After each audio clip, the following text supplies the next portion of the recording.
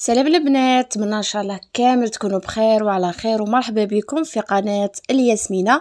قبل ما نبداو الفيديو ما تنساوش ديروا لي اشتراك للقناه وتفعيل الجرس، وجمله فيديو اذا عجبتكم طبعا، وخلوا لي تعليق اللي يخليني نتحفز باش نزيد نحط لكم وصفات سهله كما المعتاد. جبت لكم اليوم وصفه الصابلي بالشوكولا كما راكم تشوفوا، يجي ما شاء الله شيش يدوب في الفم، وفي نفس الوقت يعني نعطيكم الاسرار والنصائح باش يخرج لكم كما تحبوا. نروح نشوفوا المقادير طريقه التحضير مع بعض.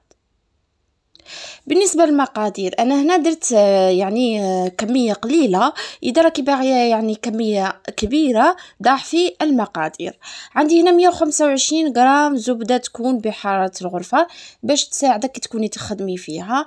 عندي حبه بيض كامله، حبه صفار بيض، يعني حبه بيض كامله ووحده صفار بيض، قرصه ملح وزوج ملاعق كبار تاع زيت نباتي، وعندي هنايا 3 ملاعق كبار تاع سكر الناعم، وملعقه كبيره معمره مليح تاع فانيليا، يعني عطر الفانيليا لافاني.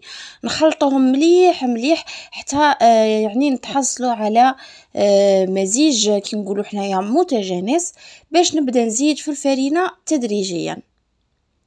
طبعا الفرينه كي تزيدوا ما تزيدوش بزاف، يعني المهم نتحصلوا على عجينه متماسكه باش ما يجيناش الصابلي تاعنا يابس من بعد لو كنكثروا له الفرينه. شوفوا هنايا راني نزيد غير بشويه. وطبعا كي تكونوا تلموا من النصائح تاع الصابلي انكم كي تلموا يعني غير باطراف الاصابع تاعكم، ما تعجنوش كيما نعجنوا الخبز، لانه لو كان تعجنوه غادي يتقلص الحجم تاعه كي طيبوه، يعني كي تدخلوه للفرن.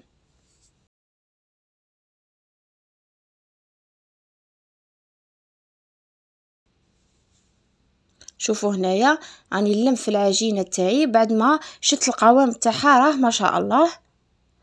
خلوها ترتاح لمده 5 دقائق ومن بعد نروحو نشكلوها مع بعض.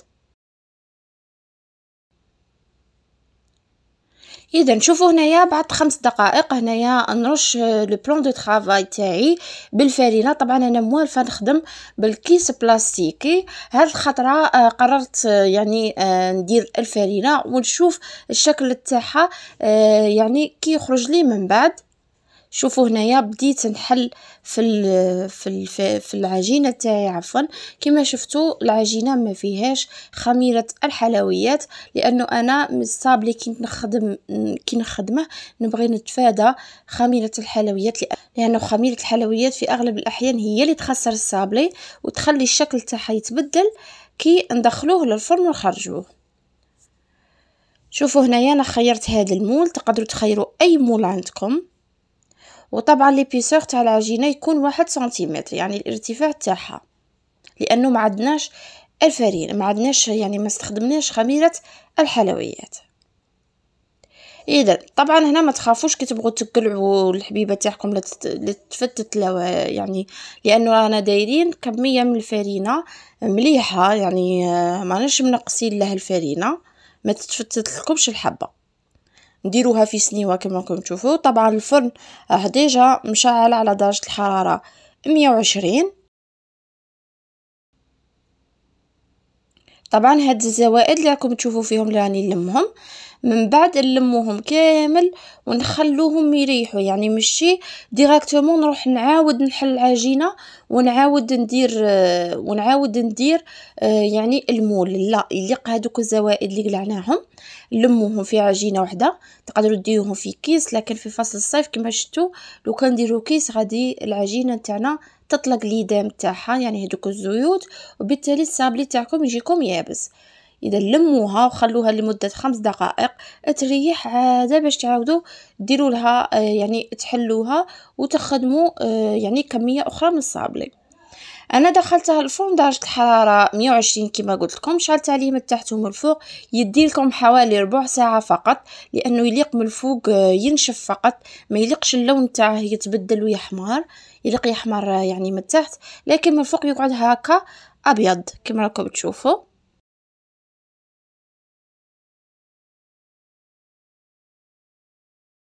طبعا انا غادي نلصق الحبيبات بالشوكولا طاختيني. نتوما ديروا اي حاجه عندكم كيما المربى المشماش يجي ما شاء الله تاني في هذه الوصفه. كما شفتوا هنايا الحبه تاع الصابلي جات على قد يعني كل وحده جات على قد الاخرى، يعني ما كاش حبه كبيره على الاخرى، لانه المول كي كنا نطبعوا فيه ما كناش نحركوه بزاف، لانه كل تحركوا المول تاعكم غادي الحبه تاعكم تتقلص كي ندخلوها للفرن. وحاجه الزوجه كيما قلت لكم تاني، العجينه كي تكونوا تخدموا فيها لموها غير بالاطراف الاصابع تاعكم، ما يليقش تعجنوها، لانه كان تعجنوها ما يجيكمش كيما هكا الشكل تاع الصابلي، يعني يجيكم وحده كبيره على الاخرى. اذا شوفوا هنايا انا راني ندير الصابلي تاعي بهذه الطريقه، ما بغيتش نقطع لكم الفيديو.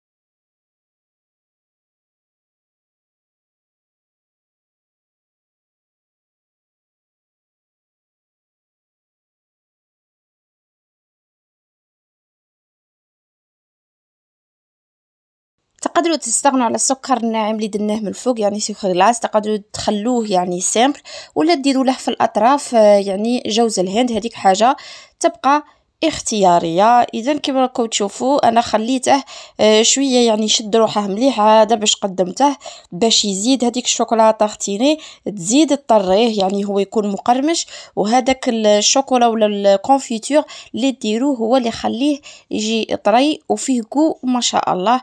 اذا وصفتنا لنا اليوم كما راكم تشوفوا وصفه سهله، يعني حوست لكم على صابلي يكون تاع محترفات في نفس الوقت يساعد المبتدئات، يعني باش ما تغلطوش المقادير درتهم لكم بالملعقه باش يجيكم سهل وتجربوه كامل، وعطيتكم النصائح نتمنى ان شاء الله تاخذوها بعين الاعتبار.